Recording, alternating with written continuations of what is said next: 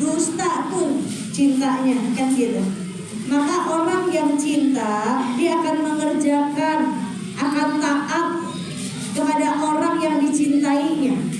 Ibu cinta sama Allah, tapi gak menjalankan perintah Allah. Yang Allah cintai, yang Allah senangi, ya gak dikerjain. Tapi yang Allah gak suka, yang Allah gak ridho, dikerjain. Itu namanya cintanya bohong. Cinta sama Allah, sesuatu yang Allah gak suka dikerjain sama kita. Gibah Allah gak suka, Bu. Siapa yang hobinya gibah? Siapa yang hobinya gibah? Yang senang ngomongin orang, kadang kalau ngomong sampai monyong-monyong tuh mulut. Hati-hati yang punya hobi gibah. Hati-hati yang punya hobi namimah. Apa namimah? Ngadu domba, nambah-nambahin omongan orang. Ya, yang ngadu domba, yang gibah. Kalau hobinya seperti itu, Bu, hati-hati. Allah matikan kita nih dengan apa yang kita senangi di dunia. Kalau senangnya ibadah, semoga kita mati dalam keadaan ibadah. Kalau repotnya nih, kalau senangnya hobinya gibah, lagi ngomongin orang, lagi monyong-monyong, malaikat lewat dicabut nyawanya, Bu. Mati dalam keadaan mulutnya monyong. Di foto juga gak enak tuh, Bu, mayitnya. Ya, Bu, ya. Nauzubillah min. Jangan sampai, ya, Bu, ya. Ngapain kita ngomongin orang? Ya. Buat apa kita bicarain keburukan orang? Buat apa kita nilai orang? Kalau hari ini sampai malam ini Allah sedang nilai kita. Betul nggak? Kalau malam ini sampai malam ini nih, Bu, duduknya kita aja dinilai nih sama Allah. Hatinya kita semua dilihat sama Allah. Hatinya kita semua dinilai sama Allah. Allah itu melihat hati kita dan amal kita. Allah lihat niatnya kita. Dan Allah kalau ingin memberikan nur, hidayah, petunjuk, Allah lihat dulu keadaan hati. Karena hati tempat pandangannya Allah. Hati tempat Allah memandang. Namanya tempat harus bersih supaya enak dipandang, kan gitu, Bu. Namanya tempat harus bersih. Nih, saya ini ada gelas nih. Kalau gelas ini kotor, saya gak akan nuangin air di dalam gelas ini buat saya minum. Saya gak akan minum di gelas yang kotor. Sekalipun ini airnya Zam-Zam, saya gak akan tuang karena gelasnya kotor. Saya minta gelas yang lain, ada gelas yang lain gak? Kan gitu. Ini ibaratnya nih hati kita nih, Bu. Ya, Allah saat mau memberikan petunjuk, hidayah, Allah lihat dulu di hatinya. Ya, hatinya bersih nggak? Hatinya kayak gimana nih? Kan gitu. Dan hati kita Allah yang maha membolak-balikkan. Maka sering-sering baca ya muqallibal qulub, tsabbit qalbi ala dinik wa ala ta'ati. Sahabat pernah bertanya, ya Rasulullah, apakah engkau takut ya Rasulullah sering membaca ayat doa ini? Maka Rasul menjawab, bagaimana mungkin engkau merasa aman? Bagaimana bisa kita merasa aman dengan hati kita sedangkan jari-jarinya Allah dekat sekali untuk membolak-balikkan hati kita? Maka Rasul sering membaca doa ini, ya muqallibal qulub, tsabbit qalbi ala dinik wa ala ta'ati. Supaya kita dijaga hati kita dalam ketaatan kepada Allah. Ya, kita lagi dinilai semuanya sama Allah, Bu. Ya, kalau kita sedang dinilai, kita sedang gak baik-baik saja, ngapain kita harus nilai orang lain? Ya, ini kita nggak ditugasi buat nyatetin dosa orang, kita nggak ditugasi buat nilai orang, tapi kita punya tugas buat benerin diri kita sendiri. Ya, tugasnya itu ngingetin dosa kita sendiri, kan gitu. Ini, masya Allah. Ibu-ibu yang dirahmati oleh Allah, kita masuk di bulan Rabiul Awal. Ya, di mana bulan ini ada kelahiran manusia yang mulia. Siapa, Bu? Rasulullah Sallallahu Alaihi Wasallam, baginda Nabi Muhammad Sallallahu Alaihi Wasallam. Ada kelahiran baginda tercinta. Disinilah gerbang itu dibuka sama Allah. Ya, bagi para pecintanya, bagi para perindunya, jumpa Bu di bulan ini. Tunjukkan kalau kita cinta. Ya, senang dengan kelahirannya. Perbanyak sholawat kalau kita cinta. Tunjukkan dong kalau kita cinta. Perbanyak sholawat, ya. Lakukan sunnah, kerjakan apa yang Rasul kerjakan, kita kerjakan. Itu cinta namanya. Taat, gak bikin Rasul sedih dulu. Rasul udah banyak sedih buat kita. Jangan kita templokin lagi dengan maksiat-maksiatnya kita. Rasul udah terlalu sedih buat kita, mikirin kita, Bu. Nangis mikirin kita. Gak tidur yang dipikirkan umatnya, lapar untuk umatnya, diamnya, fikirnya, tidurnya semua untuk umatnya. Ini Rasul. Bahkan Rasul nih taubatin kita, Bu. Bayangin, Bu, kita yang bikin dosa, kita yang maksiat, tapi Rasul yang taubat. Kurang enak apa kita jadi umatnya baginda Nabi Muhammad Sallallahu Alaihi Wasallam? Kurang enak apa? Rasul pernah 3 hari mikirin ini, Bu. Sampai gak mau makan, susah tidur, beribadah kepada Allah. Karena apa? Karena malaikat Jibril pernah mengatakan begini, di saat malaikat Jibril mendatangi Rasulullah SAW, mengabarkan bahwa Allah ini hari ini sedang mengobarkan api neraka, ya Rasulullah.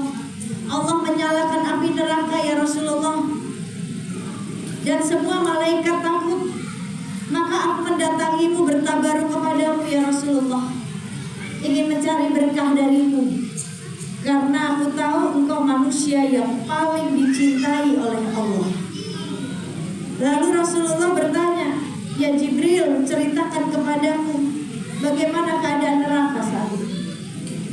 Jibril menceritakan, Bu, neraka itu terdiri dari 7 golongan, 7 lubang. Satu lubang dan lubang lainnya ini jaraknya 70 tahun. Lubang pertama buat orang-orang munafik. Apa ciri orang munafik, Bu? Ciri orang munafik apa, Bu? Jika berkata dia dusta, pembohong. Terus berjanji terus kalau dipercaya dia berkhianat, gak amanah. Ini orang munafik nih, ya. Di depan baik, di belakang musuh. Ini munafik nih, Bu, bawa 2 muka. Bahaya orang begini, ya. Semoga kita terhindar dari sifat ini. Jangan di depan baik banget, tapi di belakang ngomongin. Jangan, Bu, jangan gitu. Ini. Lalu lubang selanjutnya untuk siapa? Untuk orang-orang kafir. Lubang selanjutnya lagi untuk orang-orang penyembah berhala. Selanjutnya lagi untuk orang penyembah matahari, terus sampai lubang ke-7 malaikat Jibril terdiam. Rasul bertanya, ya Jibril, teruskan, untuk siapa neraka ke-7 itu? Jibril menunduk, Bu, lalu mengatakan, ya Rasulullah, maafkan aku. Neraka ke-7, lubang ke-7 Allah ciptakan untuk umatmu yang melakukan dosa besar, dia tidak bertobat kepada Allah.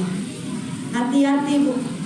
Kalau kita sudah masuk usia 40, ya, kita bermaksiat terus kita gak bertobat kepada Allah, santai gitu dengan nasihatnya, nikmat dengan nasihatnya, kita gak bertobat, maka setan saat itu, Bu, mengusap wajah kita dengan tangannya dan mengatakan, ini manusia merugi di akhirat. Ya, Begitu mendengar malaikat Jibril mengatakan neraka ketujuh diciptakan untuk umatnya, Rasulullah pingsan mendengar itu. Lalu diangkatnya tubuh Rasulullah, ditaruh di pangkuan malaikat Jibril. Tidak lama Rasulullah membuka matanya, menangis, bertanya lagi, "Ya Jibril, betulkah neraka ketujuh Allah ciptakan untuk umatku ya Jibril?" "Iya ya Rasulullah." Sejak itu Rasulullah 3 hari gak mau keluar rumah, beribadah kepada Allah. Dia habiskan waktunya buat beribadah, bertobat, memohon ampun kepada Allah, mendoakan kita, nangisi kita, Bu. Gak makan ya. Hingga para sahabatnya kehilangan. Sayyidina Abu Bakar Siddiq mendatangi rumah Rasulullah. "Assalamualaikum ya Rasulullah, sudah 3 hari engkau tidak keluar. Aku rindu, aku khawatir kepadamu ya Rasulullah." Rasul gak jawab salamnya, Bu. Gak bukakan pintu. Hingga Sayyidina Abu Bakar Siddiq pulang. Di jalan bertemu Sayyidina Umar, bertanya, "Ya Abu Bakar, kenapa engkau menangis? Apa yang terjadi?" "Aku khawatir dengan Rasulullah, sudah 3 hari Rasulullah tidak keluar." Maka Sayyidina Umar datang ke rumah Rasulullah. Sama, Rasulullah gak membukakan pintu. Menangis Umar. Di jalan bertemu Salman Al-Farisi, bertanya, "Wahai Umar, kenapa engkau menangis?" Diceritakan, khawatir dengan Rasulullah, sudah 3 hari Rasul tidak keluar rumah. Akhirnya Salman pun sama mendatangi rumah Rasul, tetap sama jawabannya. Hingga Salman tahu siapa yang akan membuat Rasulullah membukakan pintu. Salman mendatangi rumah putri tercintanya, yaitu siapa, Bu? Putri tercinta Rasulullah siapa? Sayyidah Fatimah. Karena Fatimah putri tercinta, Rasul cinta banget. Dan Rasul kalau rindu wanginya surga, Rasul mencium kening Fatimah. Karena Fatimah ini mendapatkan gelar dari Allah penghulunya wanita di surga. Apa maksudnya pemimpinnya wanita di surga? Kita mau masuk surga itu dituntun, dipimpin oleh Sayyidah Fatimah. Ini, ya. Jadi sangat merugi jika kita nanti nggak ada di barisan Sayyidah Fatimah. Karena Sayyidah Fatimah nanti saat melewati Sirat nih, Bu, melewati jembatan Siratal Mustaqim. Kita tahu jembatan Siratal Mustaqim, di bawahnya api jahanam yang menyala-nyala. Semua orang takut melewati jembatan Sirat. Ada yang selamat, ada yang gak selamat. Ya, kan gitu, tergantung amal solehnya kita. Tapi saat Sayyidah Fatimah mau melewati Sirat, Allah izinkan para pengikutnya, para rombongannya bersama Sayyidah Fatimah. Gak ada api jahanam yang menyala-nyala, gak ada, dingin, nikmat banget berjalan. Bahkan Allah berseru, "Wahai kalian semuanya para penghuni mahsyar, tundukkan kepala kalian, pejamkan mata kalian, karena Fatimah bintu Muhammad beserta rombongannya akan melewati Sirat. Gak ada yang boleh melihat satupun." Kenapa? Karena Fatimah ini menyembunyikan dirinya, kecantikannya, tubuhnya. Dia bangun serapi-rapinya, gak terlihat satupun. Matanya pun gak terlihat, rapi, tertutup semuanya. Itu Sayyidah Fatimah. Ya, saking menjaga auratnya, menjaga rasa malunya, Allah pun katakan seperti itu tadi. Pejamkan mata kalian, tundukkan, jangan ada yang melihat, karena Fatimah bintu Muhammad akan melewati Sirat beserta para rombongannya. Mana para pecinta Fatimah? Berjalanlah di belakang Fatimah. Rugi kalau nggak ada kita di situ. Rugi kalau kita nggak ada satu barisan. Maka bagaimana supaya kita ada di barisan Sayyidah Fatimah? Teladani, Bu. Cari tahu, kepoin. Tahu kepo? Tahu kepo? Apa kepo? Hah? Mencari tahu. Bahasa Makassarnya apa kepo? Hah? Apa? Oh? Sokta. Sokta. Sokta. Sokta singkatannya sok tahu. Oh, sok tahu ah. Sok tahu ya. Sok tahu sama cari tahu beda kali Bu. Ya, ini cari tahu Bu, kepo. Pengen cari tahu ya. Tetangga beli mobil, dia kepo, dia pengen cari tahu dapat duit dari mana dia. Itu kepo Bu. Ya, bukan sok tahu, bukan. Sok tahu itu kalau dinasehati dia paling sok tahu, padahal salah. Nah itu. Tapi kalau kepo cari tahu, dia cari tahu, ya. Kepoin Bu kehidupannya Sayyidah Fatimah seperti apa, pribadinya seperti apa, akhlaknya bagaimana, contoh takwanya, keimanannya, rasa malunya, ikutin semuanya. Kalau kita cinta, kalau kita kepengen berada di barisannya, ikutin, kepoin. Jangan kepoin tetangga bisa beli rumah, kitanya yang pusing. Tetangga beli mobil, kita yang pusing. Sampai dikepoin itu dapat rezeki dari mana ya? Suaminya cuma kerjanya jadi satpam doang, satpam komplek, tapi kok bisa beli mobil ya? Kepo sekali dengan rezeki orang. Nah, itu kepo yang gak baik Bu. Tapi kepo yang baik, cari tahu kehidupannya istri-istri Nabi seperti apa, kehidupan Rasulullah seperti apa, nasabnya Rasulullah itu bagaimana, ya, nama ayahnya, pamannya, menantunya, putra-putrinya, itu cari tahu, ya, biar kita tahu. Namanya kita cinta, harus ngerti, paham sejarahnya. Itu. Maka begitu Rasulullah mendengar suara Fatimah putrinya, "Assalamualaikum wahai ayahku, bolehkah aku masuk?" Langsung buru-buru buka pintu Bu Rasulullah. Dan Fatimah terkejut saat melihat kondisi ayahnya kurus, melihat Rasulullah kurus, melihat Rasulullah pucat wajahnya. Fatimah menangis. "Ya Rasulullah, apa yang terjadi? Sudah 3 hari aku dengar engkau tidak keluar rumah, engkau tidak makan, engkau kurus ya ayahku, engkau pucat, apa yang terjadi?"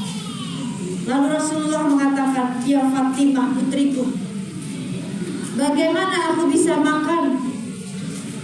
Aku gak sanggup mengunyah ya Fatimah.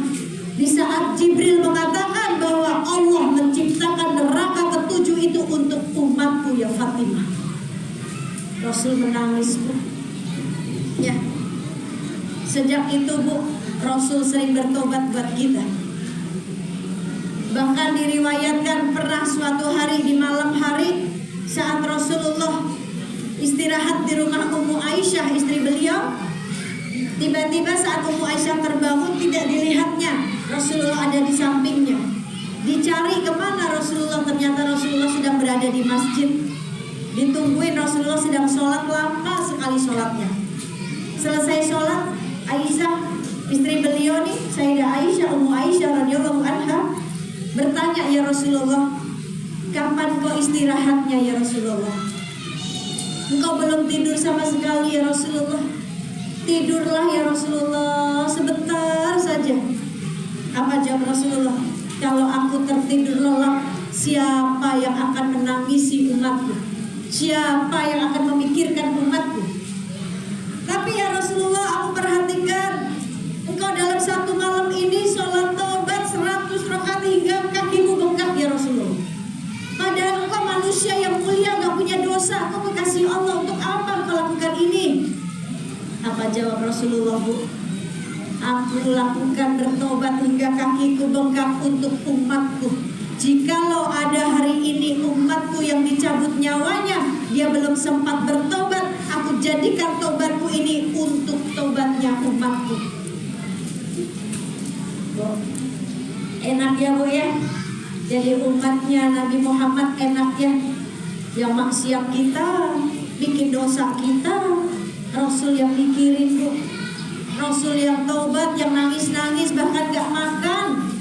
Karena saking sayangnya sama kita, saking cintanya sama kita, Rasul gak kepengen satu umatnya pun masuk neraka Bu, ditolong pasti sama Rasulullah. Kan gitu. Nanti ada jalan menuju surga ke kanan, di kanan Bu. Ya, ada jalan menuju ke neraka sebelah kiri. Ada mimbar kanan kiri. Rasulullah berada di mimbar sebelah kiri, berdiri di situ yang jalan menuju neraka. Nabi Ibrahim berdiri di mimbar sebelah kanan yang jalan menuju surga. Sahabat bertanya, "Ya Rasulullah, bukankah kedudukanmu lebih tinggi dari Nabi Ibrahim? Kenapa engkau tidak berdiri di jalan sebelah kanan, mimbar sebelah kanan yang menuju surga, sehingga engkau bisa melihat umatmu yang masuk surga ya Rasulullah? Kenapa engkau justru berdiri di mimbar sebelah kiri, jalan menuju neraka ya Rasulullah?" Apa jawab Rasulullah? "Karena aku ingin menolong umatku. Aku ingin melihat saat umatku masuk neraka, aku supaya bisa menolong, menyelamatkan mereka." Nih Bu, coba kurang enak apa lagi kita Bu? Ya, maka yuk kalau kita namanya kita cinta, sering-sering sebut nama orang yang kita cintai. Banyakin sholawat Bu. Jangan cuma 10 kali doang sholawatnya. Ibu mau kayak sholawat apa aja silahkan.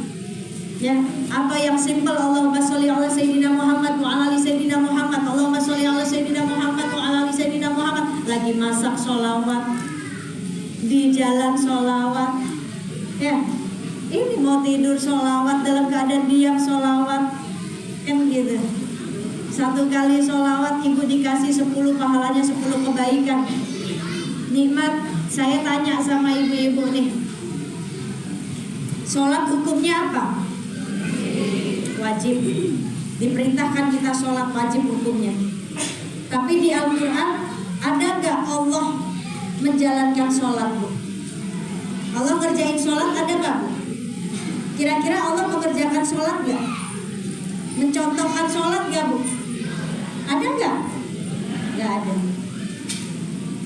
Zakat hukumnya apa Bu? Hah? Zakat hukumnya apa? Wajib. Di Al-Quran diperintahkan zakat wajib. Tapi ada nggak di Al-Quran ditulis di situ Allah mengerjakan zakat? Enggak. Nggak ada. Puasa bulan Ramadan hukumnya apa? Wajib. Tapi ada nggak di Al-Quran Allah mengerjakan puasa bulan Ramadan? Nggak ditulis, nggak ada Bu. Tapi sholawat di Al-Quran di surat Al-Ahzab Allah di situ mengerjakan sholawat Bu.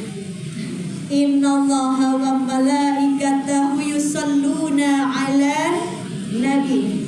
Sesungguhnya Allah dan para malaikat bersolawat kepada Nabi. Tuh, ini ibadah yang ringan, tapi langsung dicontohkan, langsung dikerjakan oleh Allah. Allah bersolawat Bu, malaikat bersolawat, dan Allah di situ menyuruh kita, ya ayyuhalladzina amanu sallu alaihi wasallimu taslima. Hai orang-orang yang beriman, maka bersolawatlah engkau. Kan gitu. Ditulis di Al-Quran Bu. Ya, berarti ibadah ini, sholawat ini luar biasa. Baginda Nabi Muhammad itu perantara kita ke Allah. Allah tidak akan pernah menciptakan bumi ini kalau bukan karena kekasihnya baginda Nabi Muhammad Sallallahu Alaihi Wasallam. Kalau kita cinta sama Allah tapi kita nggak cinta sama Nabi Muhammad, nggak bisa Bu, putus.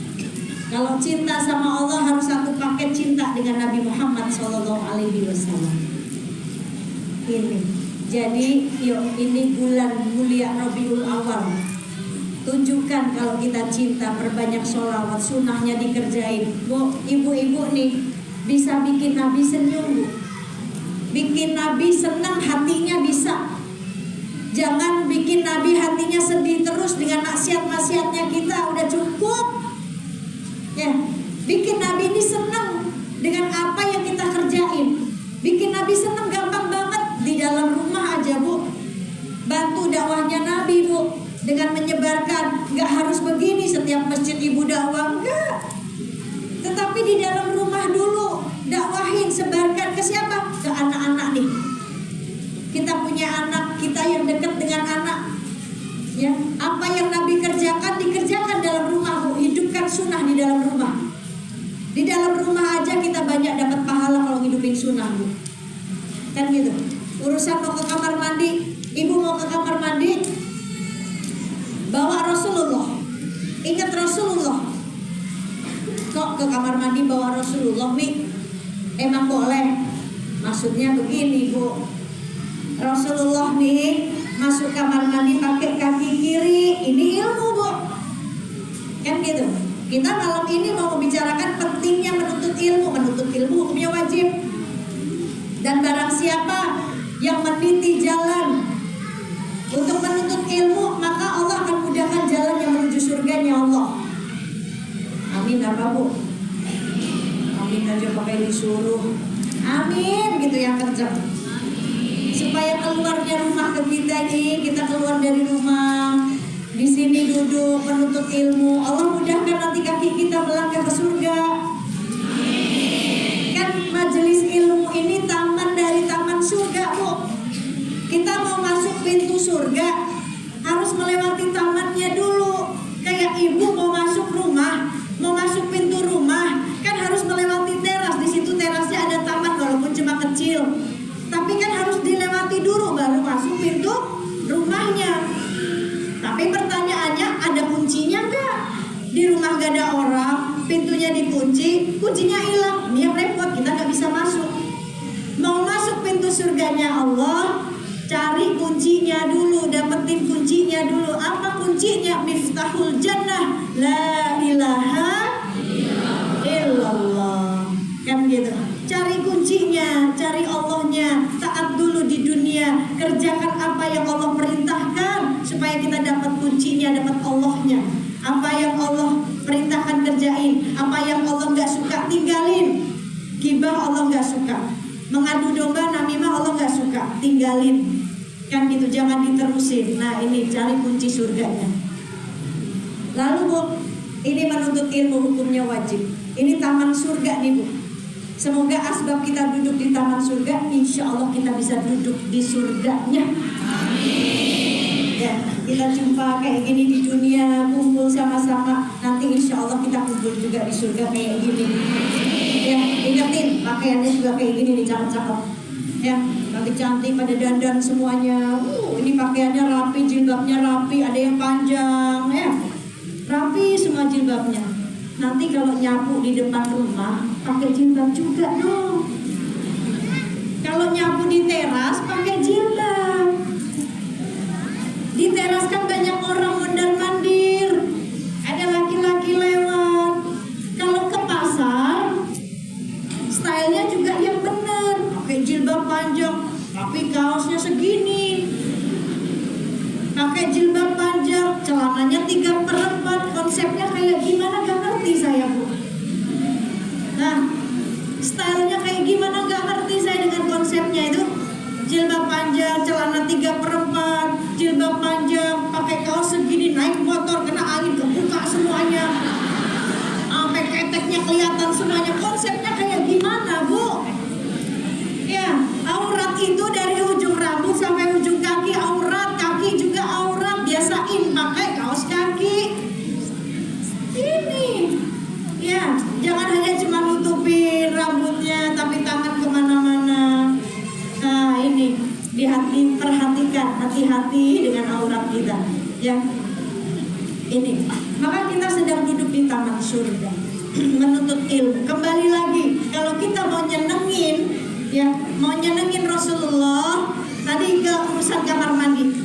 Kita masuk kamar mandi sambil baca doa. Sebelum masuk kamar mandi baca doa, lalu melangkah pakai kaki kiri.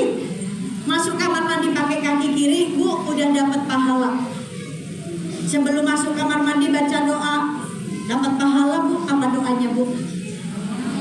Allahumma barik lana lima razaqtana. Bukan ya? Kirain mau masuk kamar mandi makan dulu. Enggak, apa doanya? Allahumma ini a'udzubika minal khubuthi wal khaba'is. anak-anak Bu, nah masuk kamar mandi pakai kaki kiri ya, karena Rasulullah ini ngajarin kita begini, dapat pahala. Itu sudah bantu dakwahnya Nabi, itu sudah bikin Nabi senang, Nabi bangga punya umat kayak kita. Udah gak bikin Nabi sedih lagi, Nabi senang, senyum. Terus adabnya di kamar mandi, ingat Bu, kita nih perempuan kalau mau buang, maksudnya mau BAB ya, ini gak boleh dibuka semuanya, kecuali mandi ya. Kalau begitu harus ditutupi, rambut saja harus ditutupi Bu, sunahnya. Pakai ciput atau pakai anduk atau pakai kain lah. Dan jangan dibuka semuanya. Ini karena banyak setannya di situ. Risih, ada yang ngeliatin, kan gitu. Terus pakai sediain sendal jepit, sediakan sendal di kamar mandi itu, pakai sendal Bu.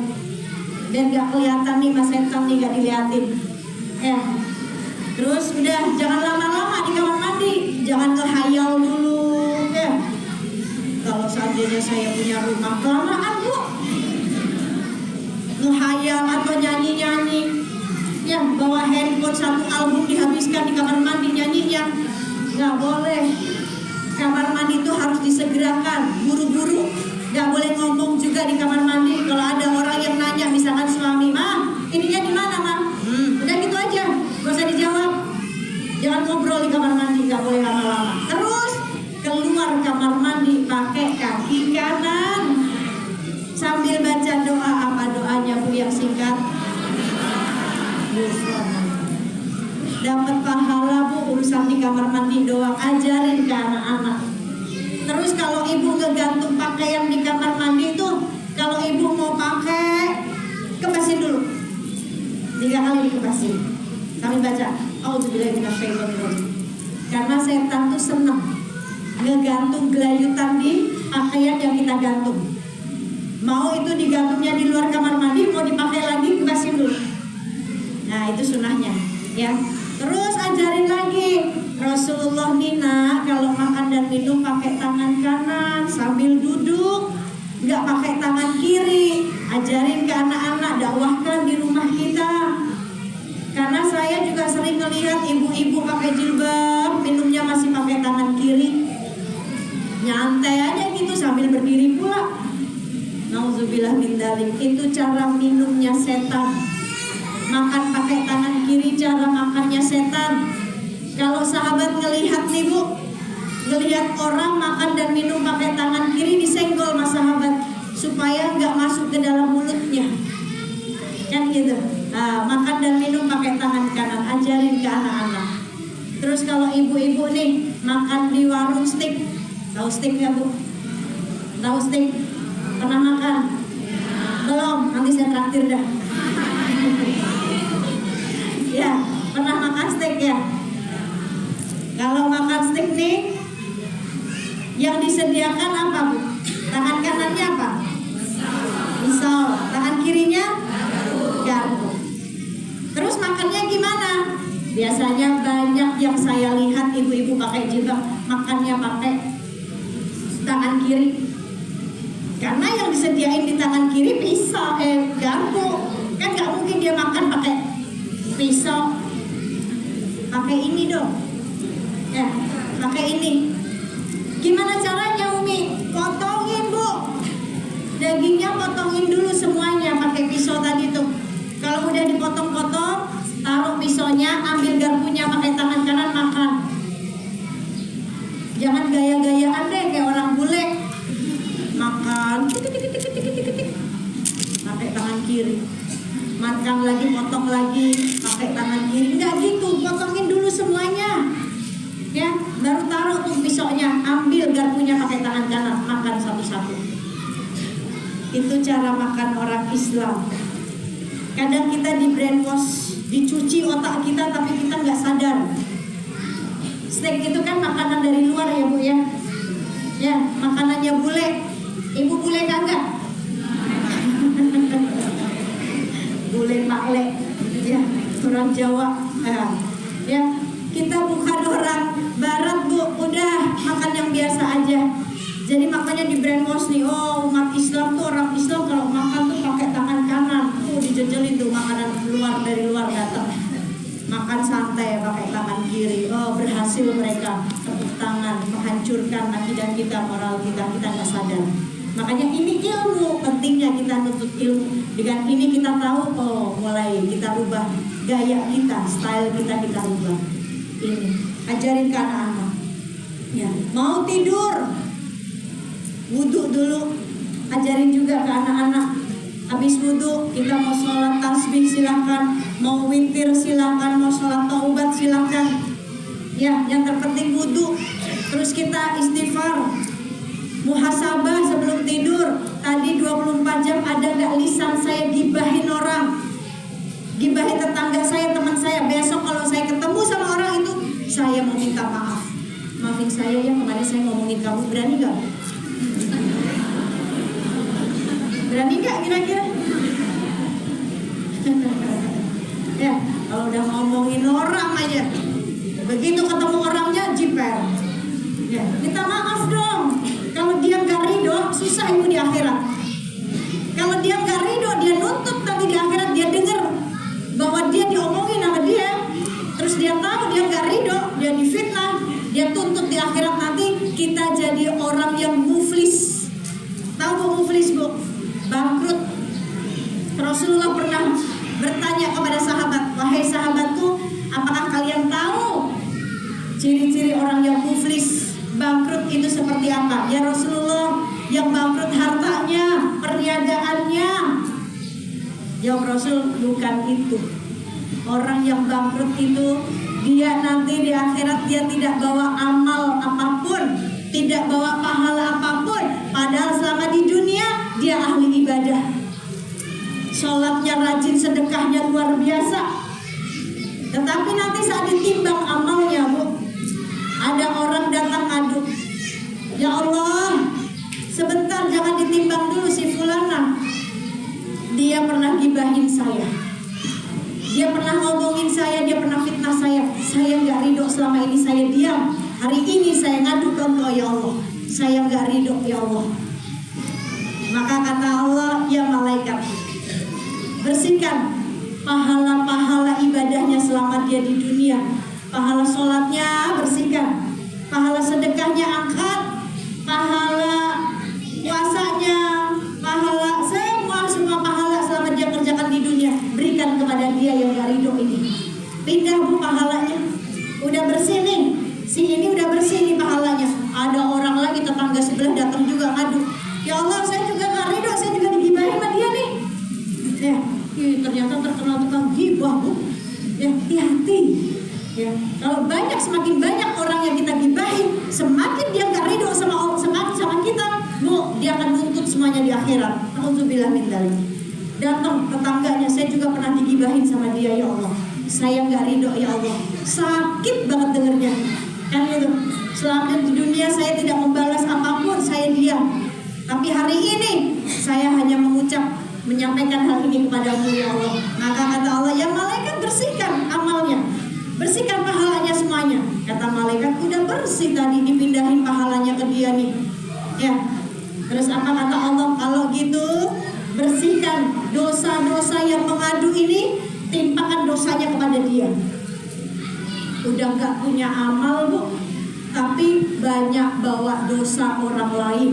Na'udzubillah min. Ngapain kita begitu bu?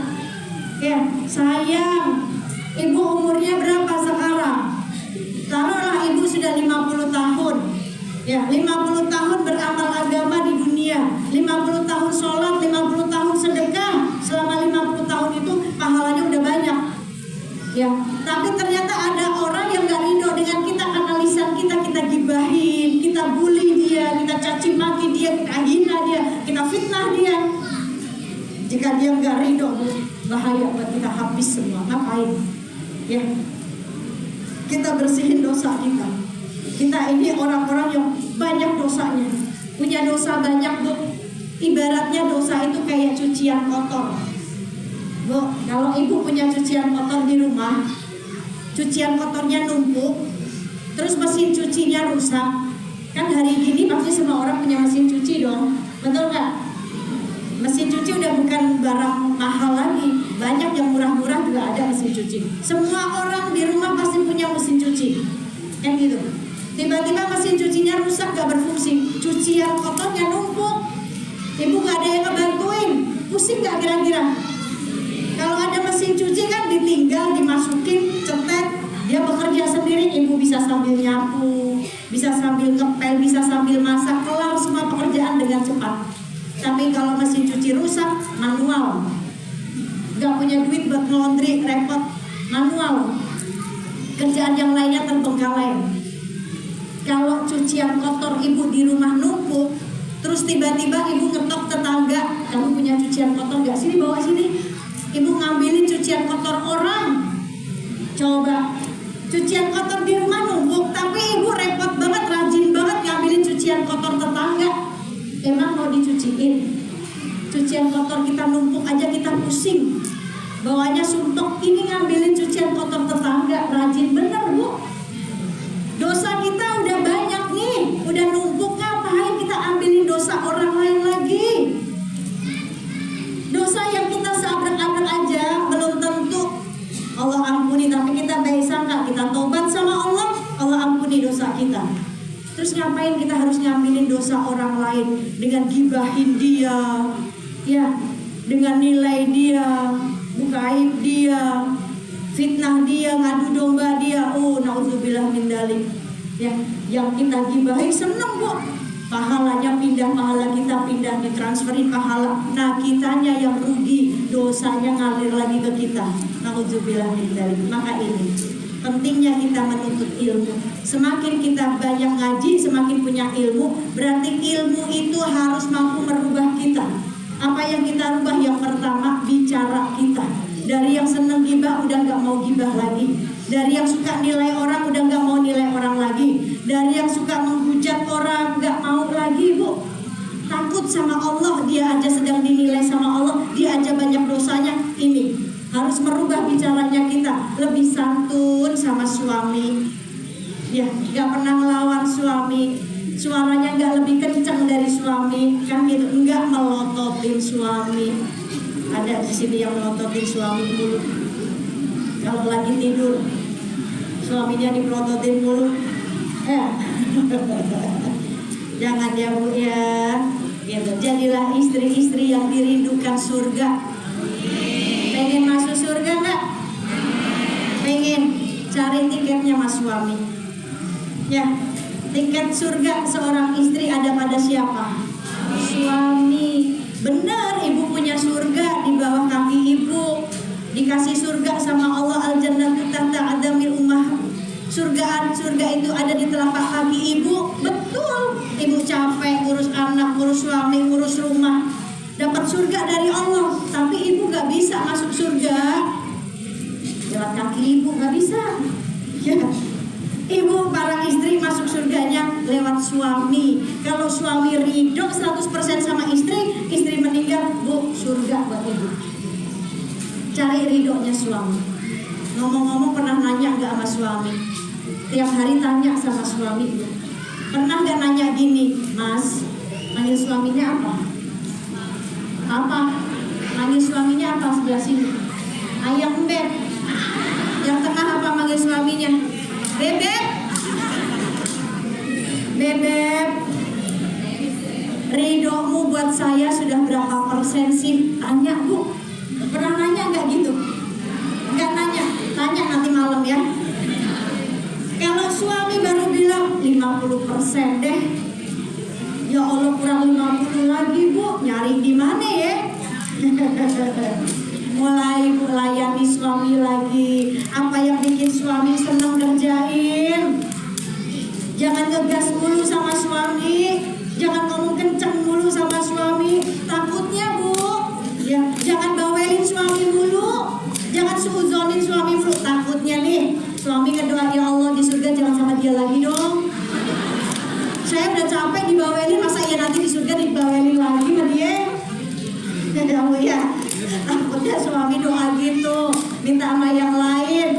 Ya, bahkan kalau ada istri yang gak mau melayani suaminya dengan baik, mau bidadari minta sama Allah, ya Allah biarkan aku saja melayani suaminya nanti. Menang banyak suami bu. Nah, istri dapat apa kira-kira? Kalau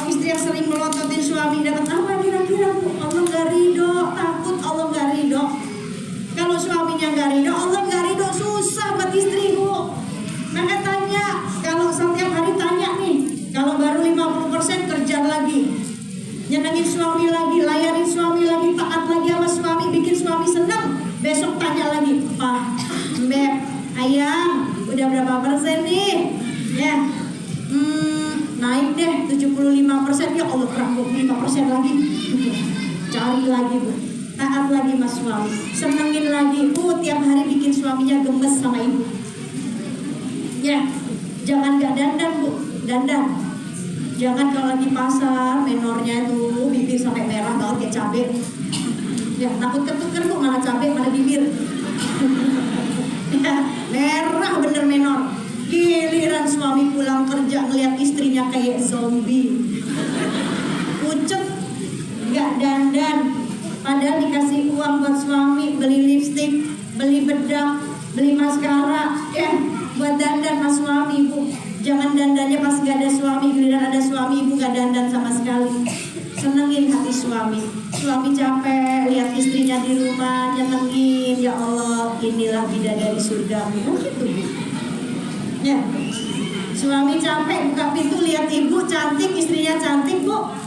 Capeknya gak dibawa Bu, ditaruh tuh di halaman rumah. Jangan ikutan masuk ya. Ada bidadari gua di dalam. Senang gitu ya. Tanya setiap hari, ridhonya suami tanya. Jadilah istri-istri yang dirindukan surga. Istri salehah. Siapa sih Bu yang terakhir ya? Nanti saya izinin cowok ganteng di sebelah ngomong. Ya.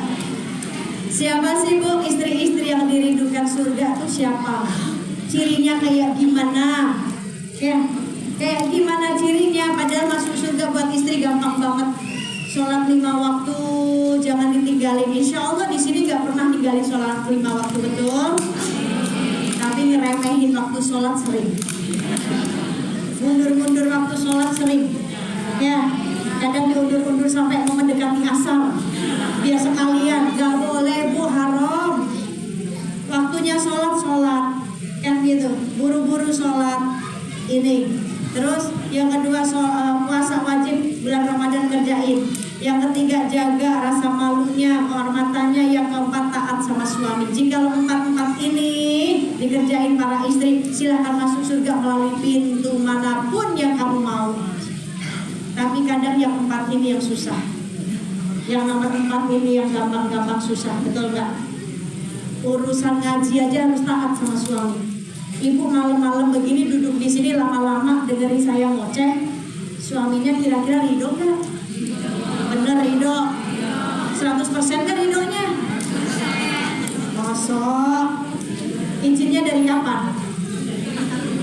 1 bulan yang lalu, jadwal saya aja baru kemarin. Izin nih. Ya, kalau ada yang izin baru kemarin atau baru tadi pagi, ayam. Nanti malam boleh dong izinin mau ngaji nih di masjid apa nih? Masjid Abu Makkah. Mau ngaji di Masjid Abu Makkah boleh nggak? Ada Umi Pipik, nama saya dibawa-bawa.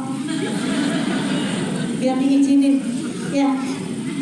Terus suaminya kebetulan lagi nggak enak badan, lagi kurang sehat.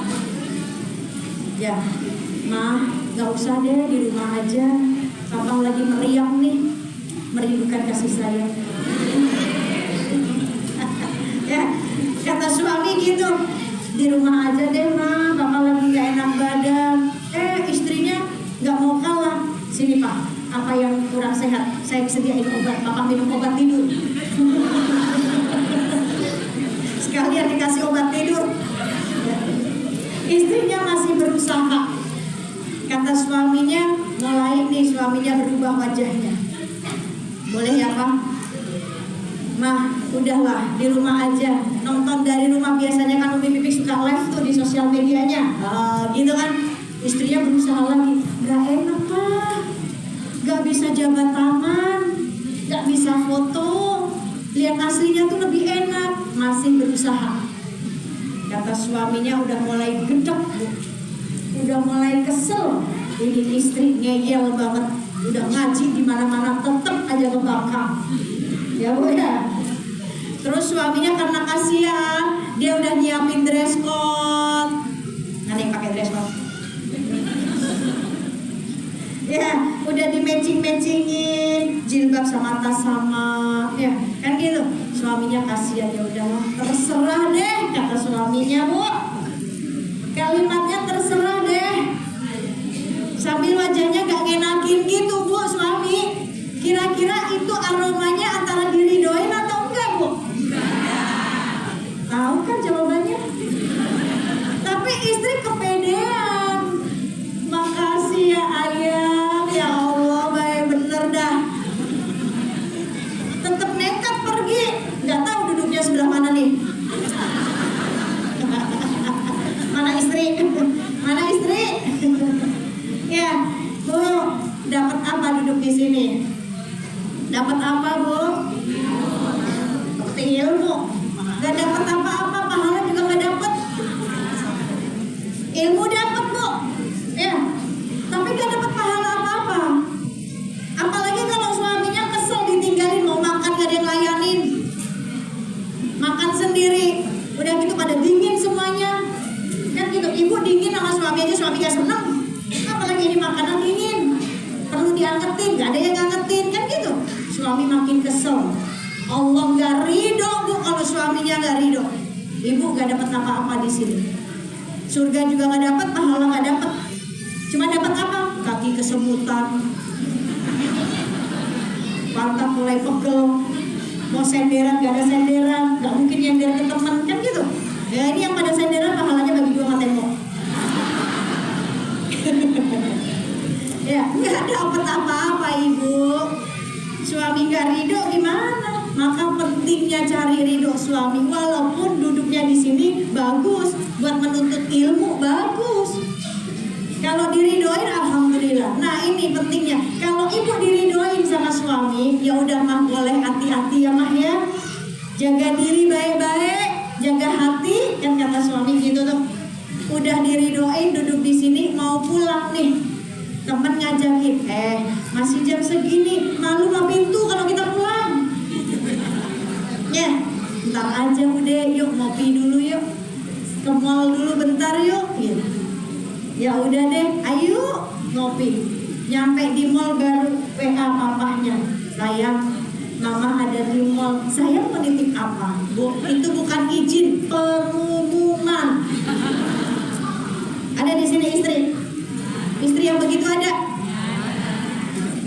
Izin itu saat kita mau keluar dari tempat yang sudah diizinin sama suami. Izin dulu, sayang boleh nggak? Ini ngajinya udah selesai nih. Mama mau ngomong sebentar ya. Diajak sama teman. Kalau suami bilang pulang mah, udah pulang. Pulang Bu, jangan nekat. Kan gitu. Udah pulang, kan tujuannya cuma sini ngaji, selesai udah. Nah ini pentingnya taat sama suami supaya suami ridho. Maka ciri-ciri istri solehah yang dirindukan surga, al-wadud, tadi al-wadud cirinya menyenangkan hati suaminya dan menyenangkan hati orang lain, apalagi suami. Bu, itu amalan yang paling dicintai sama Allah. Di saat Nabi Musa bertanya sama Allah, ya Allah, di antara 3 amalku ini, sholatku, zikirku, puasaku, di mana 3 amalan ini yang paling kau cintai ya Allah, kata Nabi Musa. Maka Allah menjawab, 3-tiganya itu untukmu, bukan untukku. Saat engkau sholat, sholatmu untukmu, bukan untukku. Sholatmu hanya untuk mencegah engkau dari perbuatan keji. Saat engkau berzikir, zikirmu untukmu, bukan untukku. Supaya engkau terjaga dari damai hatimu, tenang jiwamu saat engkau berzikir. Dan puasamu untukmu, bukan untukku. Supaya engkau tenang, supaya engkau terjaga dari hawa nafsu.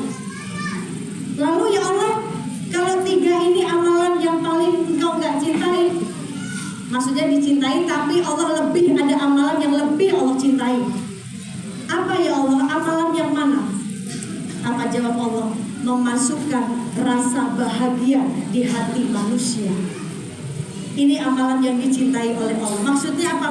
Memasukkan rasa bahagia di hati manusia. Bu, nyenengin orang itu Allah senang. Banyak orang yang sholat banyak, tapi gak banyak orang yang bisa nyenengin orang. Betul gak?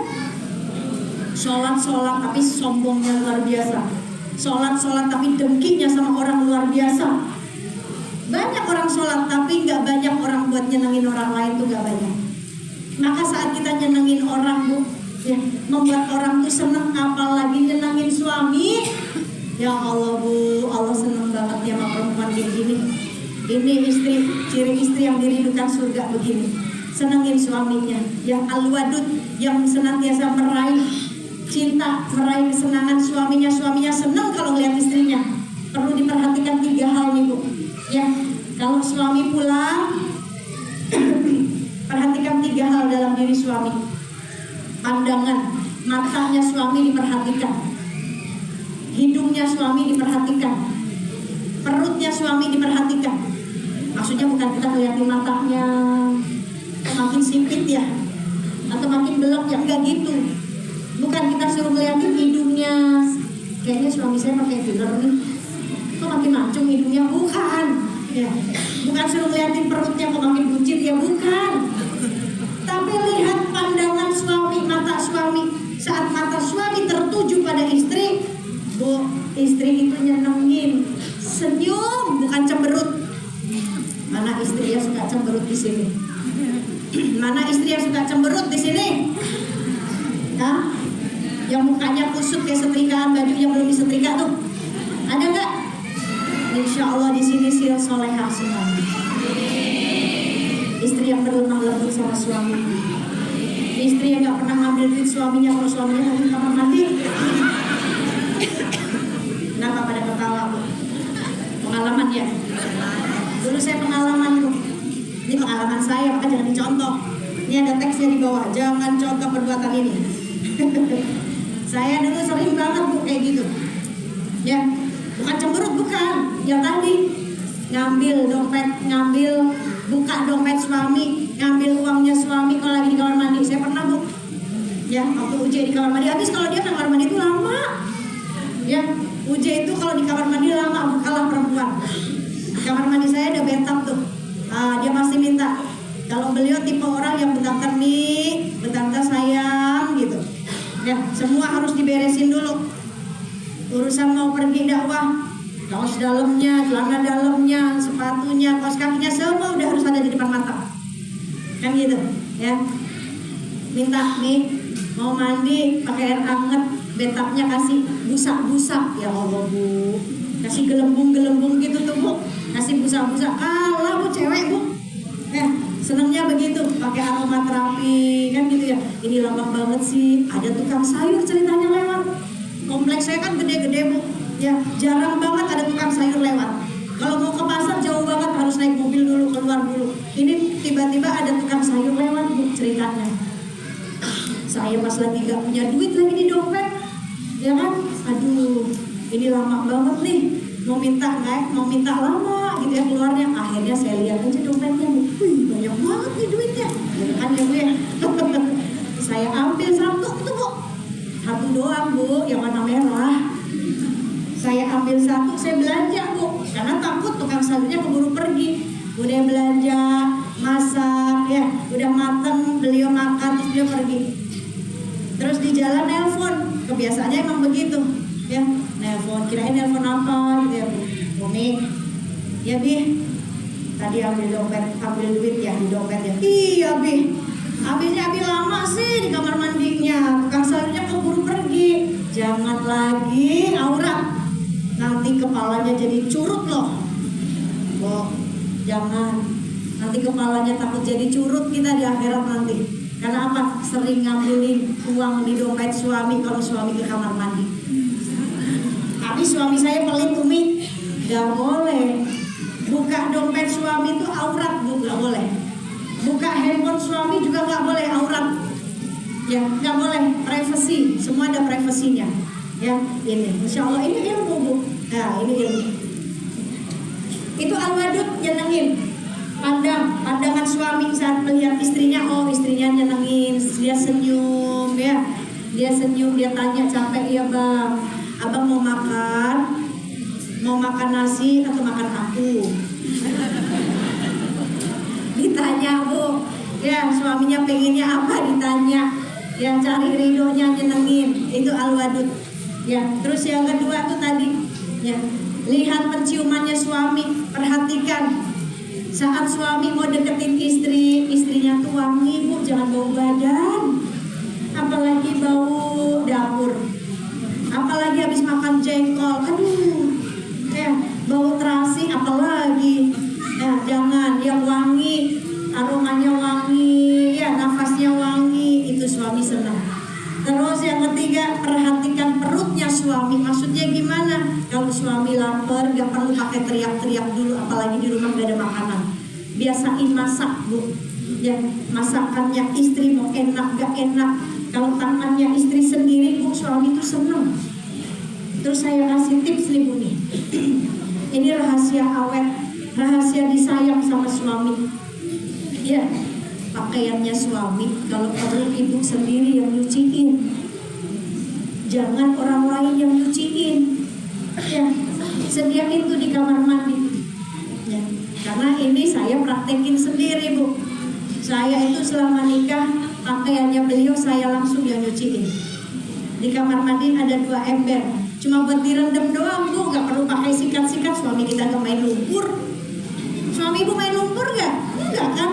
Cuma keringet doang, 1 setel aja, pulang ke rumah porotin semuanya, ya, atas bawah udah rendemin, ya, cuciin, kucekin, peres, jemur sendiri tuh di depan kamar sediain, ya, jemur sendiri, dalam udah kering sambil disetrika, masukin ke lemari beres, kan gitu.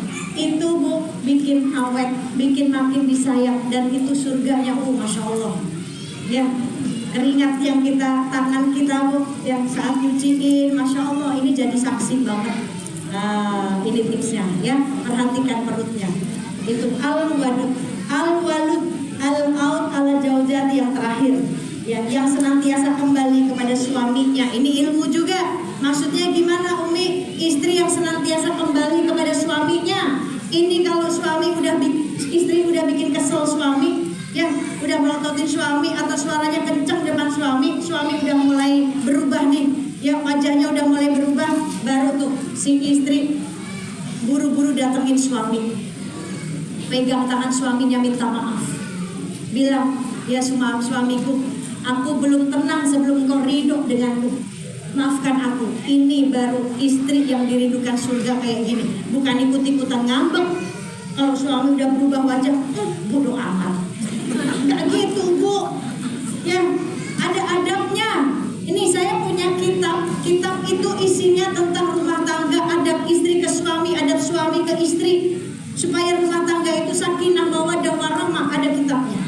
Ibu lagi ngobrol begini sama suami nih di kasur, suami lagi ngajak ngobrol ya bu ya, suami lagi ngajak ngebahas sesuatu nih. Terus ibu pegel nih kan, lagi begini terus, lagi senderan. Ibu pegel mau ngadep kanan bu, harus izin dulu. Papa pegel, boleh nggak ngadep kanan? Itu harus izin. Nggak boleh langsung buru-buru ngebelakangin suami, nggak boleh. Itu adabnya, betul bu. Ini. Jangan lagi suami udah tidur merem, udah ngorok, tiba-tiba ibu mau ngebelakangin suami, izin dibangunin. Yang saya mau ngadep kanan, boleh gak? Jangan, diketok mas suami. Udah tidur nyenyak, udah ngimpi, dibangunin cuma mau izin balik kanan doang. Jangan. Ini lagi ngobrol, turun dari kasur aja harus izin. Lagi ngobrol nih, sebentar ya mau kamar mandi, izin boleh ya? Itu harus izin bu. Jangan lagi diajak ngobrol, ngoyor aja, gak boleh. Ya, itu ada adabnya. Ya, itu insya Allah ini ilmu. Maka inilah ciri-ciri istri yang dirindukan surga. Surga rindu sama istri seperti ini. Insya Allah. Baik, dari saya ilmunya segini aja. Semoga yang segini ini manfaat buat kita. Praktekin jangan lupa ya bu ya. Mau praktekin supaya Allah ridho sama kita. Nah, Bilal silahkan Bilal. Bilal menyampaikan apa? Uminya gantian istirahat dulu. Umi mau makan barongkok. Mana barongkok? Ya, nggak ada barongkok lagi.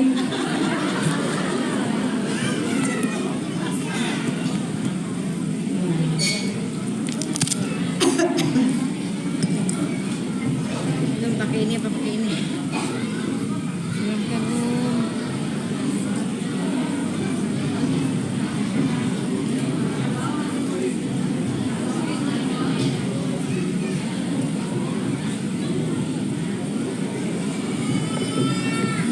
Bismillahirrahmanirrahim. Alhamdulillahirabbil alamin. Alhamdulillahil ahad al-fardhu as-samad. Alladzi lam yalid wa lam yulad wa lam yakul lahu kufuwan ahad. Allahumma shalli wa sallim ala sayyidina Muhammadin muttasilil uyun bil nazar. Wa tadawwara fil arduna bil matar wa hajjaha jin wa qamar. ولقى وحلق ونحر وطاف بالبيت العتيق وقبل الحجر وعلى آله وصحبه وسلم. Apa sih suatu hal yang setiap orang di zaman sekarang di sekitar kita itu pasti punya, maupun dari yang muda sampai yang tua? Gadget, tas, handphone, gadget. Itu adalah suatu hal yang semua orang di sekitar kita zaman sekarang itu pasti punya, maupun dari yang kecil sampai yang paling tua. Dan handphone ini dihukumkan adalah suatu benda yang dihukumkan mubah. Apa sih mubah? Mubah adalah suatu hukum yang tidak memberikan pahala ataupun memberikan dosa. Akan tetapi dari hal yang mubah ini, itu bisa menjadi suatu hal yang memberikan kita pahala ataupun dosa. Bagaimana? Bisa memberikan kita pahala dari gadget ini apabila kita menggunakan handphone ini untuk membaca Al-Quran, menonton live streaming para ulama, majelis taklim, baca Quran, zikir, transfer zakat online, mungkin itu adalah suatu hal yang dari hal yang mubah ini yang tidak bermanfaat menjadi suatu hal yang bermanfaat yang bisa menimbulkan pahala. Akan tetapi dari hal mubah ini juga bisa menjadi hal yang haram yang menimbulkan dosa. Bagaimana? Apabila kita menggunakan gadget ini untuk hal yang haram, hal yang tidak dibolehkan oleh Allah Subhanahu Wa Taala, dikutuk oleh Allah. Apa itu? Contoh kita menonton hal-hal yang tidak senonoh kita, hal yang tidak pantas, melihat orang-orang terbuka, mendengar kata-kata yang kasar dalam handphone ini, dalam internet. Dan ini adalah suatu hal yang diharamkan oleh Allah yang bisa membuat hal mubah ini menjadi hal yang haram. Dan kita juga harus bisa memanfaatkan handphone ini, gadget-gadget ini untuk menjadi suatu hal yang dinamakan sedekah jariyah. Apa sih sedekah jariyah? Sedekah jariyah ini adalah pahala yang mengalir, pahala yang bersambung. Apa sih? Pahala jariyah itu yang mengalir dari satu orang ke orang lain, pahala itu sama mengalir terus. Dan saya mau nanya, apa sih hal pertama yang hilang saat kita wafat nanti? Yang pertama itu yang hilang adalah nama kita.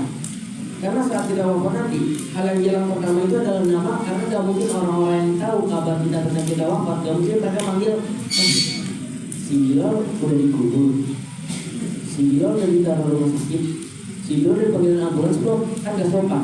Pasti dipanggilnya pulang dari kubur, beliau gimana kabarnya sekarang? Itu ada namanya. Itu yang pertama pasti hilang adalah nama. Dan nanti saat kita wafat nanti, dalam kuburan itu ada 3 hal yang akan menemani kita. Dan 3 hal ini adalah satu, amal-amal kita yang kita lakukan di dunia. Dan kedua adalah harta, dan yang ketiga adalah keluarga.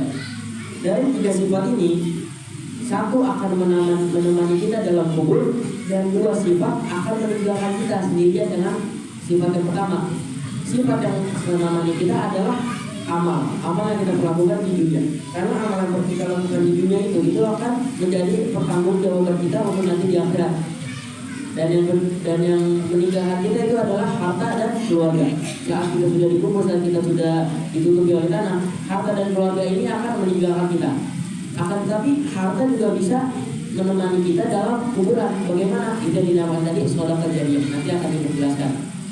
Dan ada satu amalan lagi yang bisa menemani kita dalam kuburan, yaitu adalah membuat orang bahagia. Bagaimana? Apabila kita membuat seorang berbahagia, membuat satu orang bahagia dengan cara yang diperbolehkan oleh Allah Ta'ala, maka Allah akan mengutus satu malaikat. Mengutus satu malaikat ini yang akan berzikir kepada kita sampai nanti kita dikubur. Dan malaikat tersebut akan menemani kita dalam kubur itu. Dia akan membantu kita untuk menjawab malaikat munkar nakir, dan juga dia akan membantu kita untuk melewati jembatan Shiratal Mustaqim. Dan itu hanya dari satu bahagia, bukan satu orang, satu bahagia. Apalagi kita bisa membuat satu orang berkali-kali berbahagia, itu bisa banyak malaikat. Misalkan kita bisa membuat satu masjid bahagia karena kita, itu maka Allah akan memberi satu masjid dari satu malaikat sebanyak orang yang jumlah di dalam masjid. satu desa, satu RT, satu RW, semuanya kita buat bahagia, insya Allah Allah akan beri kita satu malaikat dari satu bahagia tersebut. Dan juga kita jangan lupa harus bisa membuat anak-anak yatim itu harus bisa kita buat bahagia juga. Karena disabdakan oleh Rasulullah SAW, barang siapa yang membuat anak yatim bahagia ataupun bangga ataupun senang ataupun beruntung anak yatim, nanti dia di akhirat dengan Rasulullah itu seperti ini, 2 jari. Bagaimana? Dia dengan Rasulullah itu jaraknya seperti jari telunjuk dan jari tengah.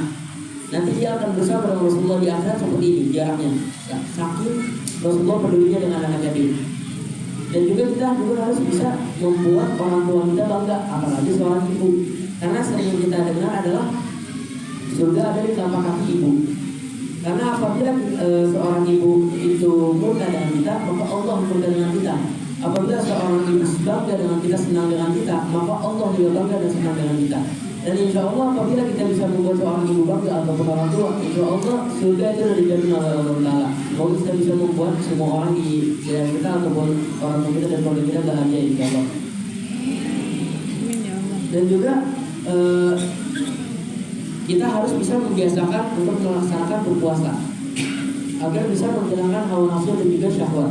Karena dikatakan oleh para ulama, paling minimal bagi seorang yang berjalan di jalan Allah Taala itu paling minimal untuk dia berpuasa dalam sebulan adalah 3 hari.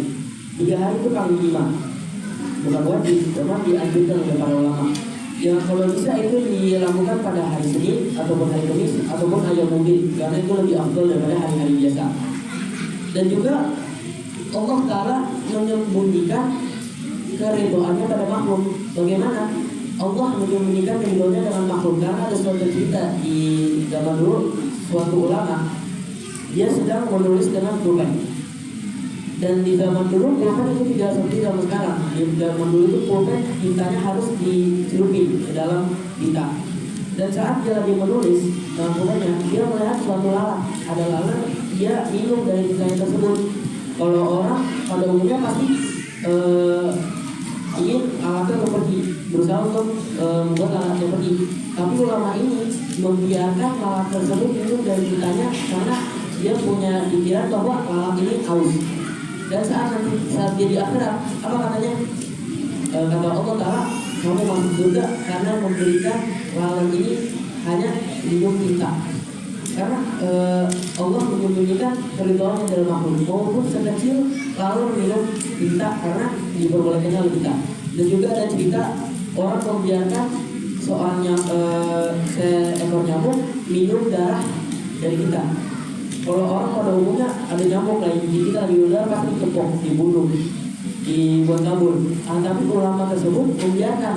Maka ditanya, ya Ustaz, ya Habib, kenapa kau membiarkan nyamuk itu minum darah? Apa itu akan membuat efek gatal? Nah kata ulamanya, gak apa-apa karena Allah menyembunyikan keridhaannya pada makhluk. Jangan sama dengan cerita yang pertama. Dan saya mau nanya, apakah kita semua yakin bahwa amal kita bisa menjadi kita dalam surga? Karena kalau saya sih, menurut saya juga nggak yakin kalau amal-amal saya itu bisa memasukkan saya ke dalam surga. Bahkan para ulama sholihin yang wali-wali Allah yang setiap hari setiap waktunya hanya memikirkan Allah Ta'ala, yang tidak bisa memikirkan tentang makhluk, memikirkan apalagi melakukan. Mereka mengatakan bahwa saya yakin bahwa amal saya tidak akan bisa memasukkan saya ke dalam surga. Contohnya Al-Habib Abdullah bin Ali Al-Haddad, dia mengatakan, ya Rabbi, nama na'amal untuk tidak berjalan. Ya Allah, apa makna dari amalku? Saya tidak mempunyai amal.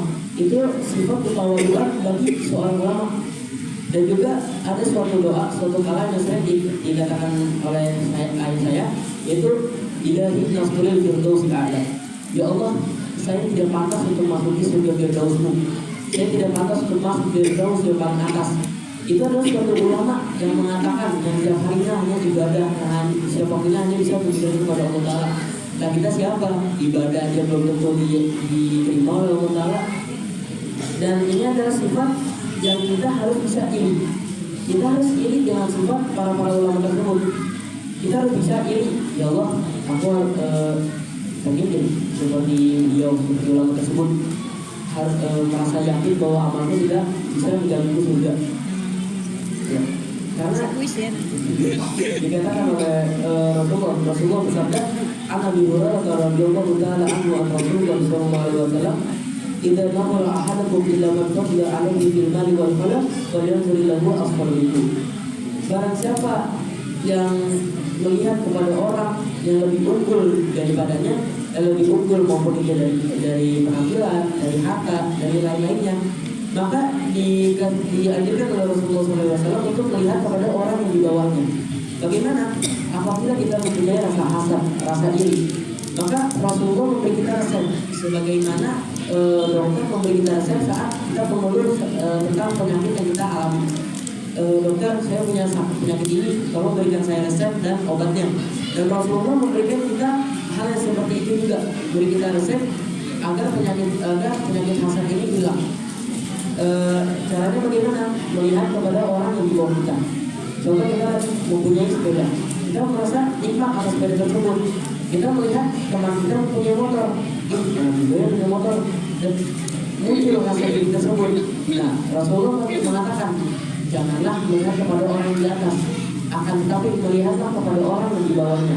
Melihatlah kepada orang yang, contoh kita mempunyai sepeda, ini dengan orang punya motor, lihatlah kepada orang yang di jalan kaki. Ya Allah, alhamdulillah saya punya sepeda, saya capek-capek jalan kaki. Itu adalah iri kepada atas dunia, itu tidak dibolehkan. Dan yang dibolehkan oleh Rasulullah SAW adalah iri kepada hal tentang akhirat. Iri kepada ulama-ulama, ya Allah, enaknya bisa sering ibadah, enaknya bisa berpuasa lagi. Itu adalah iri yang dianjurkan oleh Rasulullah SAW. Dan bagaimana cara lain untuk agar rasa iri tersebut atas dunia itu hilang? Caranya adalah membencinya. Ya Allah, aku suka iri sama orang, tapi aku tidak mau sifat ini ada dan terkenal di hatiku. Ya Allah, satu, benci atas hal tersebut. Yang kedua adalah doakan orang tersebut. Kita harus doain, ya Allah, Masya Allah ya, kita dia diberikan motor olehmu, dia diberikan rezeki olehmu untuk motor, maka tambahkanlah rezeki dia. Karena dikatakan barang siapa yang mendoakan orang lain atas hal yang baik, maka malaikat akan mendoakan hal yang sama kepada kita. Dan yang ketiga adalah memujinya. Bagaimana memujinya? Saat kita lagi kumpul dengan saudara kita, saat orang itu ada, kita puji. Kamu tahu nggak sih, si fulan ini Masya Allah, tahu dia bisa beli mobil buat orang tuanya, dia bisa beli rumah buat orang tuanya. Dan insya Allah karena kita doakan orang itu, kita puji orang itu, Allah akan memberi kita rezeki sama dengan dia ataupun bisa juga lebih dari dia. Dan itu adalah cara-cara untuk menghilangkan rasa hasad tersebut. Dan juga dibolehkan oleh Allah Ta'ala untuk kita melakukan bersifat qanaah, merasa cukup. Kita merasa cukup atas dunia, akan tetapi dia bisa tidak boleh untuk merasa cukup atas akhirat. Qanaah di dunia atau beberapa qanaah di akhirat. Dan juga harus punya sifat ghibah. Apa itu ghibah? Menginginkan sesuatu kenikmatan atasnya dan atas kita juga. Kan ada orang saking bencinya, saking irinya, dia sampai benci orang yang iri. Dia sampai doa-doa, ya Allah, makanya sih kasih dia kenikmatan, hampir kenikmatan dia, ya Allah, berikan saja kepada saya. Kalau demikian ini adalah suatu hal yang diharamkan oleh Allah Ta'ala. Dia diperbolehkan juga oleh Rasulullah SAW. Dan semoga kita dikumpulkan oleh Allah Ta'ala di Jannatul Firdaus, dan semoga rasa hasad tersebut hilang dari diri kita. Dan juga ada tugas dari Umi adalah teka-teki, dan insya Allah yang bisa jawab teka-teki tersebut dikasih hadiah sama Umi. Teka-tekinya adalah digoyang-goyang hukumnya wajib, dilepas hukumnya sunnah.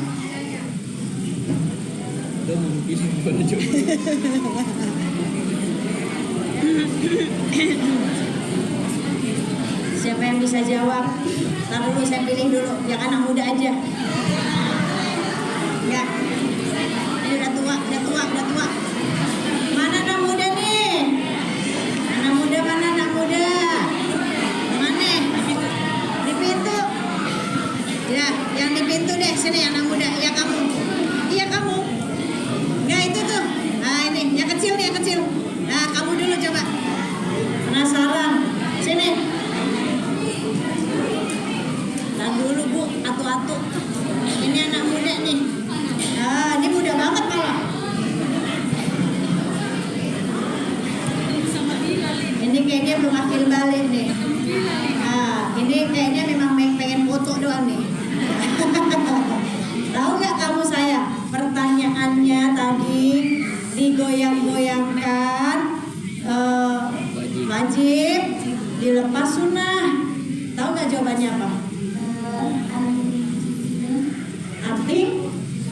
cincin gelang. Masya Allah, benar. Kalah tuh ibu-ibu. Tadi ibu-ibu ada yang mau jawab, saya jangan tahu Mi, zikir, tasbih, bukan. Ya, kalah nih mana kecil. Mana bukunya, hadiahnya? Ini hadiahnya. Ini isinya doa-doa, strategis ya. Kamu bawa handphone mau foto? Hah? Oh itu Umi-nya, ibunya. Sini, duduk sini, mau foto sini.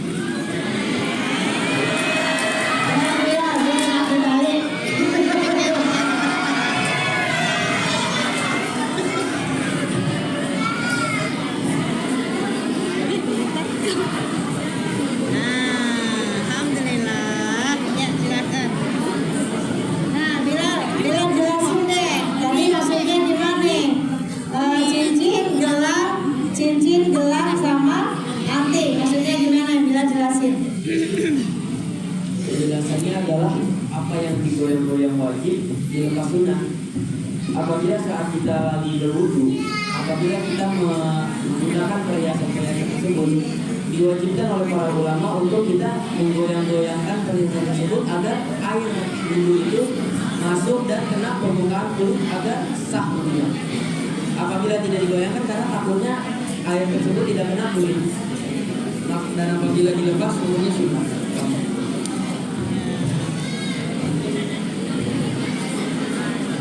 Dapat ilmu lagi Bu. Tuh ya, kalau ibu-ibu baru tahu sekarang. Biasa kalau pakai gelang sekeroncongnya segini apalagi nih.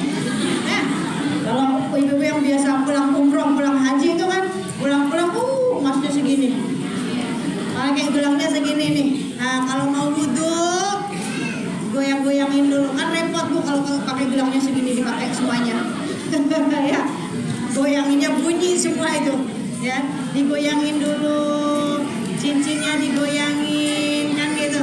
Kalau enggak dilepas, itu sunnah. Nah, antingnya juga nih kalau wudhu nih ya, digerak-gerakin biar airnya nempel di sini. Nah, ada kuis lagi nggak Bilal yang terakhir? Tuh, 2 aja deh. Habis-habisin buku kalau kebanyakan.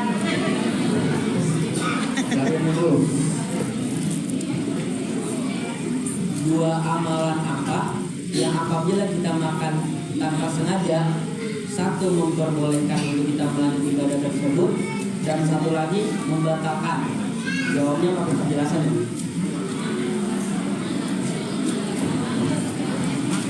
Tahu nggak Bu maksudnya? Ibadah apa? Ya, 2 ibadah yang mana? Ya, kalau yang satu saat makan, saat kita ibadah kita makan, nggak ngebatalin ibadah tersebut.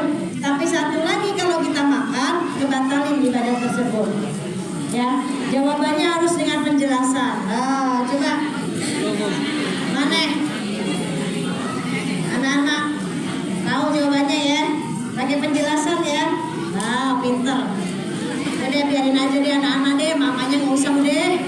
Sini sayang.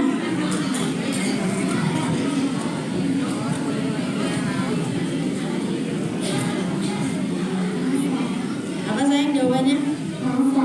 Yang pertama puasa. Coba jelasin kenapa.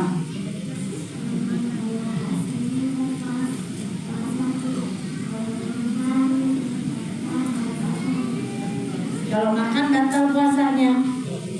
Kalau sengaja, ya kalau misalkan kamu lagi puasa terus lupa nih minum, nggak batal puasanya, terusin puasanya. Ya kalau lagi makan, lagi puasa, nggak inget nih kalau lagi puasa, tiba-tiba bangun tidur ada makanan dimakan, terus baru di situ inget, oh iya kan saya lagi puasa, nggak batal, terusin puasanya. Nah terus yang kedua, nah sholat, iya sholat membatalkan.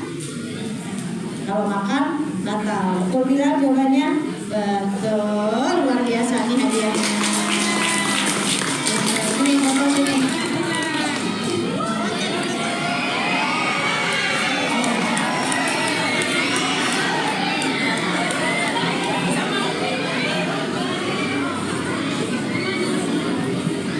Sama adiknya. Sini. Jadi ajak foto keluar. Enggak ini mah. Nah, udah gitu aja. Nah, fotoin. Ya.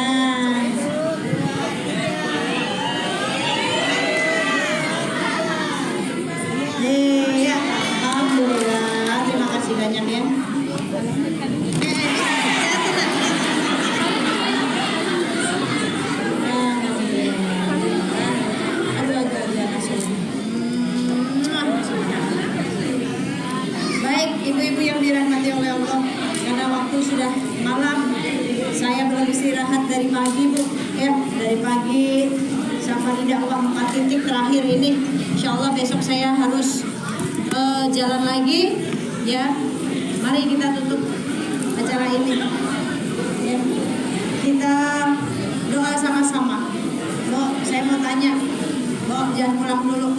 Inti acara ini doa. Kita duduk di sini lama-lama, kita keluar dari sini semoga Allah rahmati kita. Kita keluar dari sini semoga Allah makin cintai kita. Keluar dari sini Allah ampuni dosa-dosa kita. Allah perbaiki kita. Makanya jangan pulang dulu karena inti dari acara ini bukan ceramahnya bukan, tapi doanya ya supaya Allah kasih hidayah kita. Pertanyaannya, terakhir nangis ke Allah kapan, Bu? Terakhir nangis kapan? Tiap hari saya nangis, Umi. Ibu terakhir nangis kapan? Hah? Udah lama gak nangis, Umi. Kan gitu. Sayyidina Abu Bakar Siddiq, Bu, kalau lagi sholat, lagi doa, diusahakan sampai nangis. Kalau nggak bisa nangis, dipaksa buat nangis. Ya. Pura-pura nangis juga gak apa-apa, Bu.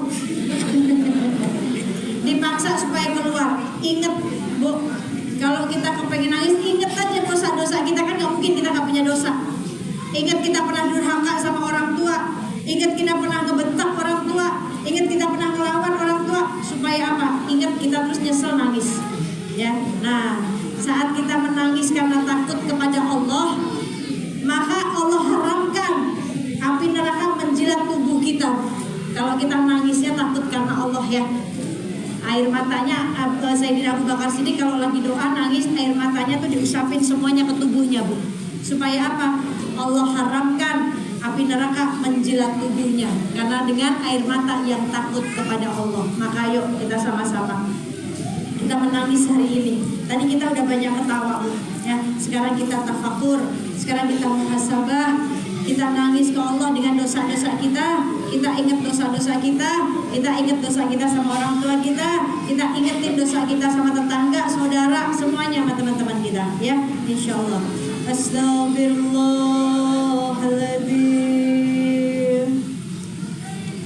Astaghfirullahaladzim. Astaghfirullahaladzim. Ampuni dosa kami ya Allah. Astaghfirullahaladzim. Ampuni dosa kami kepada orang tua kami ya Allah. Astaghfirullahaladzim. Astaghfirullahaladzim. Innallaha ghafurur rahim. Wa'fu 'anna waghfir lana warhamna irhamna ya Allah. Subhanallah. Maha suci Engkau ya Allah. Sucikan jiwa kami ya Allah. Sucikan hati kami ya Allah. Alhamdulillah. Segala puji hanya untuk-Mu ya Allah. Terima kasih dengan segala nikmat yang sudah Kau berikan kepada kami ya Allah. La ilaha illallah. Wallahu akbar. Tidak ada Tuhan selain Engkau ya Allah, yang maha mengawasi kami ya Allah, yang maha melihat kami ya Allah. Ya Allah, akhirkan hidup kami dengan ucapan la ilaha illallah Muhammad Rasulullah.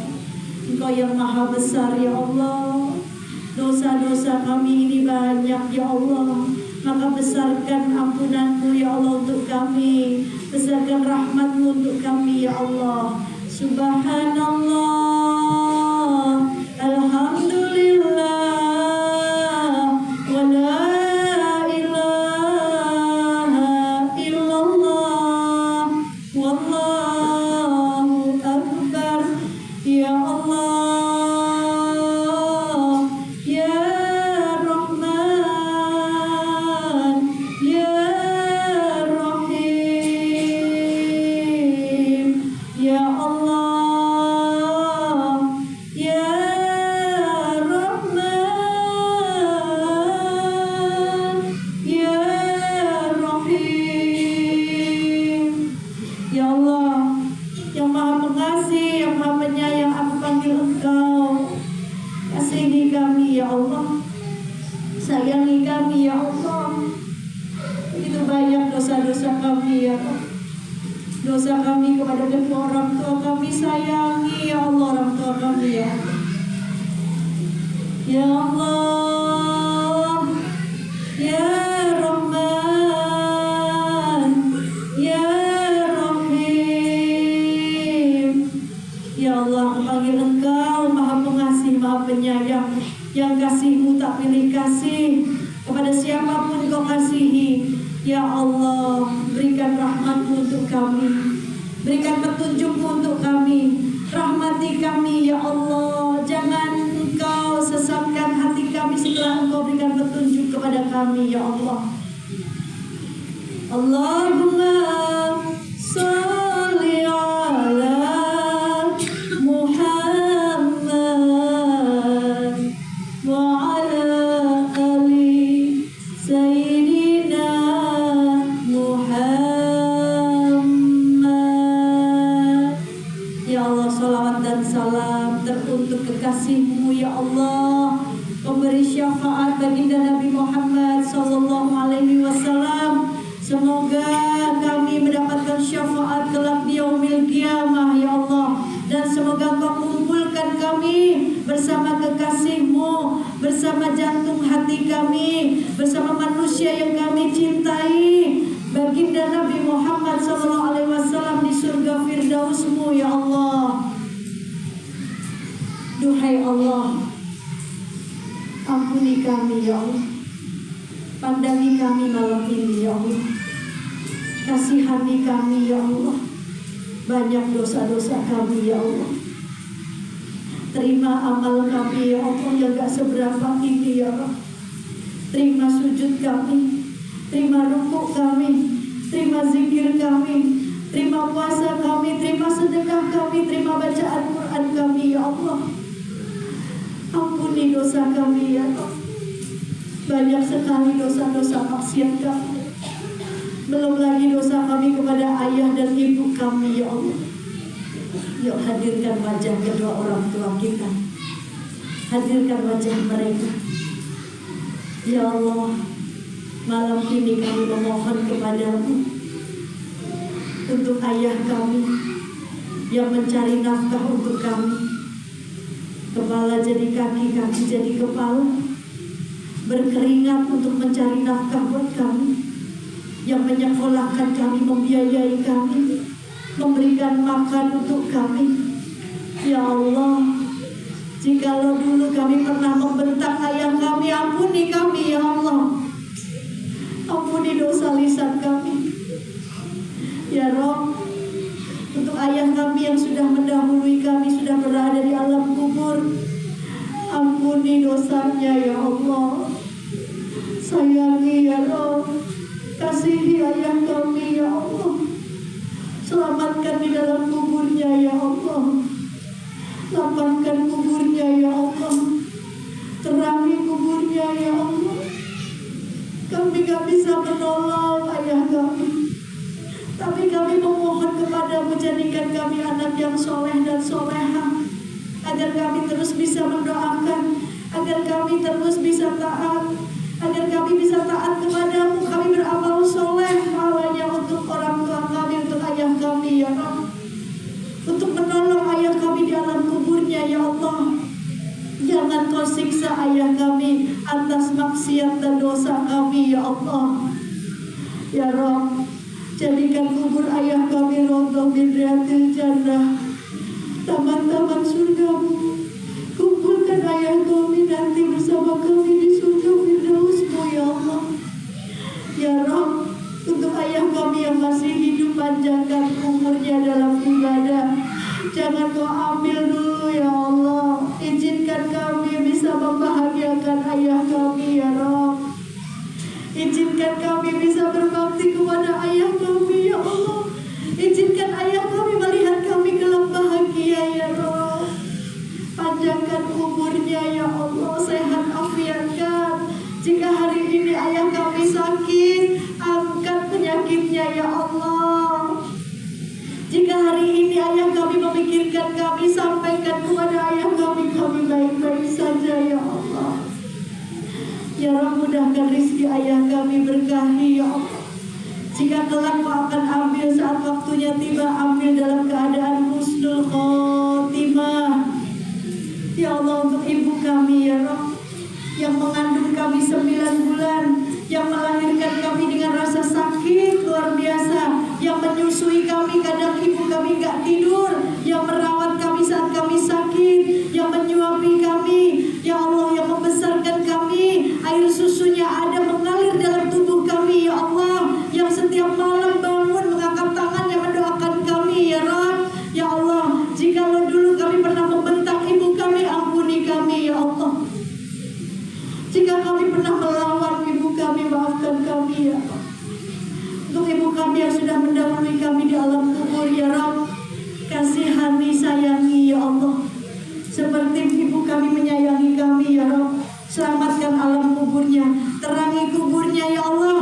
Jadikan kuburnya rawdah min riyadil jannah, jauhkan dari siksa kubur ya Allah. Izinkan kami menyambung amalnya, memberikan amal kami kepada kedua orang tua kami, ayah dan ibu kami ya Allah. Kumpulkan kelak kami bersama kedua orang tua kami di surga Firdaus-Mu ya Allah. Ya Rabb, buat ibu kami yang masih hidup, panjangkan umurnya ya Allah. Izinkan kami masih bisa berbakti, izinkan kami masih bisa membahagiakan, izinkan kami masih bisa membalas jasanya ya Allah. Setidaknya kami tidak pernah melawan ibu kami ya Allah. Kami berbakti dengan ibu kami menyenangkan hati ibu kami ya Allah, dengan lisan kami, dengan tingkah kami ya Allah. Jika kelak Kau akan ambil ibu kami saat waktunya tiba, ambil dalam keadaan husnul khotimah. Ya Allah biha, ya Allah biha, ya Allah biha husnul khotimah. Husnul khotimahkan diri kami ya Allah saat ajal itu menjemput kami ya Rabb. Jangan sampai kami meninggal dalam keadaan bermaksiat kepadamu ya Allah.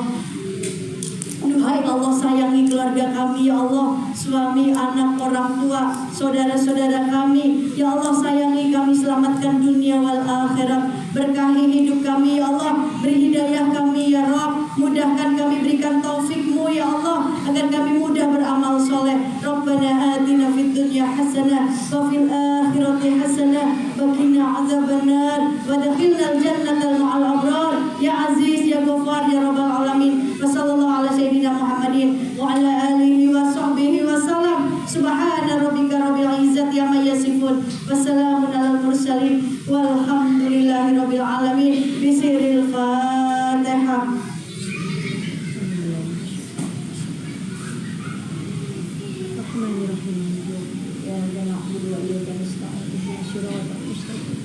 Syiratal ladzina an'amta 'alaihim ghairil maghdubi 'alaihim waladdallin. Ibu-ibu yang dimuliakan Allah, semoga yang malam ini punya hajat, punya penyakit, Allah angkat penyakitnya semuanya. Allah sehat afiatkan, Allah panjangkan umur kita dalam ketaatan, dalam ibadah. Yang malam ini punya hajat supaya lunas hutangnya, semoga Allah lunaskan hutangnya. Allah mudahkan rezekinya. Ada satu amalan Bu, mau nggak? Mau dikasih nggak? Supaya rezeki kita mengalir, supaya Allah berikan rezeki kita kayak keran nih, keran yang tertutup dibuka jadi ngalir terus rezekinya, ya, supaya lunas hutangnya. Ya, apa Bu amalannya? Setiap habis subuh sama habis asar, ibu baca ini 10 kali. Ya Rabbi sholli ala Muhammad waftah minal khairi kulla mu'la. Baca 10 kali Bu. Hafal tak? Hafal gak Bu? Diulangi ya. Ya Rabbi sholli ala Muhammad. Coba. Waftah minal khairi kulla mu'la. Ya Rabbi sholli ala Muhammad. Waftah minal khairi kulla mu'la. Baca 10 kali subuh, baca 10 kali asar, niatin, rutinin, istiqomahin, yakin sama Allah. Artinya saja, ya Allah berikanlah rahmat kepada baginda Nabi Muhammad dan bukakanlah segala yang tertutup. Biar yang tertutup dibuka, Bu. Rezeki kita dibuka sama Allah, segala kebaikan dikasih sama Allah, insya Allah. Yang malam ini punya hajat pengen dikasih keturunan, semoga Allah berikan keturunan yang soleh dan solehah. Yang hari ini punya hajat pengen bisa pergi umroh, pengen bisa pergi haji, pengen bisa ngeberangkatin keluarga umroh, semoga Allah ijabah. Allah mudahkan rizkinya, dari arah Allah kasih rezeki dari arah yang tidak disangka-sangka. Ya, Bu, pengen kasih amalan lagi nggak? Supaya bisa pergi umroh, supaya bisa pergi haji. Mau doanya? Angkat tangannya. Nah, taruh. Jangan begini, Bu. Doa. Begini, mau ngapain? Ini doa nih, minta sama Allah. Nah, tahu doanya? Taruh dulu apa handphonenya tuh. Kan lagi doa nih. Nah, doa minta sama Allah, tangannya angkat. Ya, baca bareng-bareng. Bismillahirrahmanirrahim. Allahumma nawaitu paksain. Itu doanya, Bu.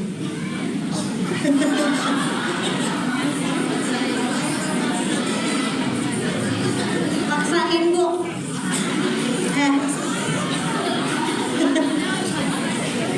Jangan buat beli baju mulu, udah penuh tuh lemari. Tabung duitnya, tabung. Paksa Allah supaya Allah kasih rezeki. Paksa diri kita buat ibadah. Paksa diri kita buat doa. Gak ada yang gak mungkin buat Allah. Asal kita niat, asal kita mau. Paksa diri kita buat ibadah. Kalau gak pernah ibadah, ibadahnya gak bener, sholatnya gak mau, tapi pengen pergi umroh, mana bisa. Ya, kita perbaiki ibadah dulu. Perbaiki hablum minallah, perbaiki hubungan sholatnya kita sama Allah, perbaiki. Terus minta sama Allah, ya Allah, saya nih gak punya uang buat pergi haji, apalagi haji sekarang mahal ya Allah.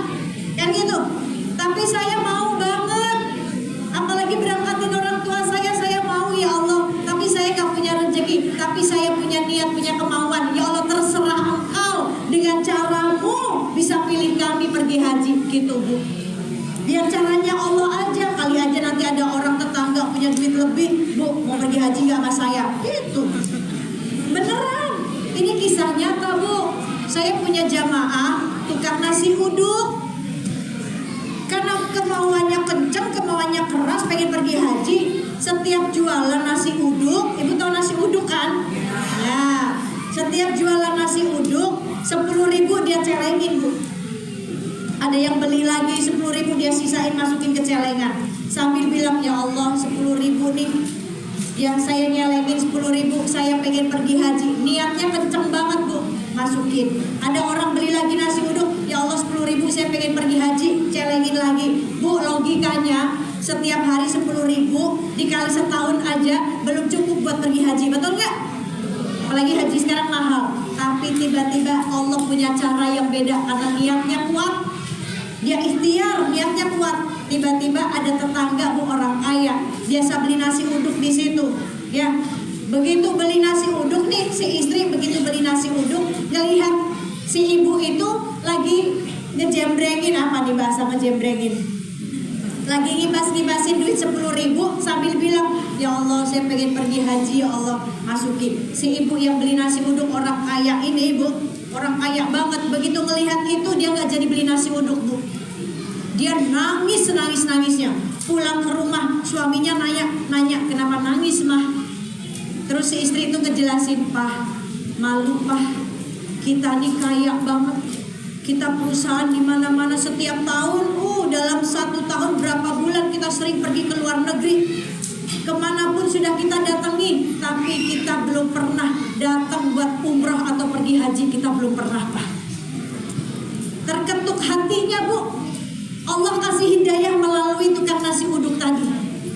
Suaminya juga langsung bengong Bu, ikut-ikutan nangis. Oh iya ya bener ya, kita belum ada kemauan sedikit pun untuk pergi umrah atau haji, untuk datang ke kota Mekah. Akhirnya suaminya bilang, ya udah mah, tahun ini kita berangkat pergi haji. Ajak tuh si ibu tadi yang sudah ngingetin kita ya. Bulan hajinya deket lagi Bu. Karena orang kaya kan gampang Bu, mau pergi haji pakai furoda gampang. Furoda itu Bu, harga furoda, haji furoda itu bisa paling murah 300 juta satu orang. Paling mahal ada yang 500 juta, 600 juta. Bayangin haji sekarang mahal. Kita doa aja semoga hajinya ini lebih murah lagi. Semoga orang digampangin buat pergi haji ya, kalau perlu gratis kan gitu ya. Nah ini. Terus akhirnya si ibu itu balik lagi ke tempat nasi uduk. Tukang nasi uduknya bingung, "Ibu mohon maaf nasi uduknya udah habis," katanya.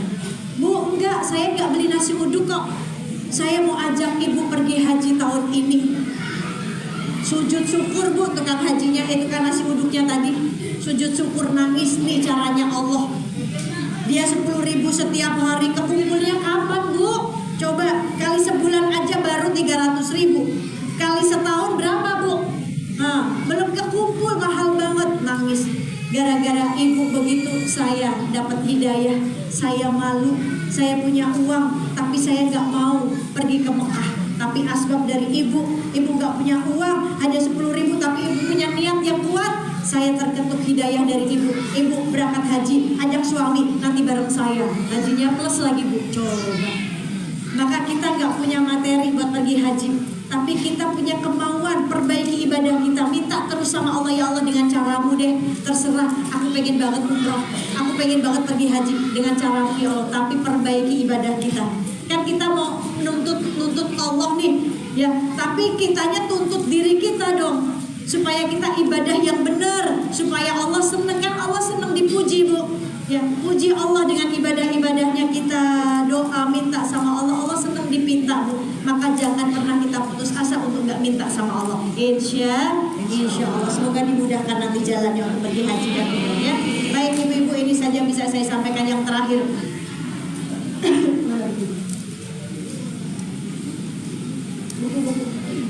Bu, saya besok pagi masih ada acara lagi. Saya punya buku Bu. Ini bukunya isinya doa-doa semuanya. Ya, ada doa buat lunas hutang, ada doa buat semacam lah, banyak-banyak doa di sini. Ya, doa yang sudah diajarkan oleh Rasulullah. Ya, ini berdoa. Ada doa kita lagi di susu, ada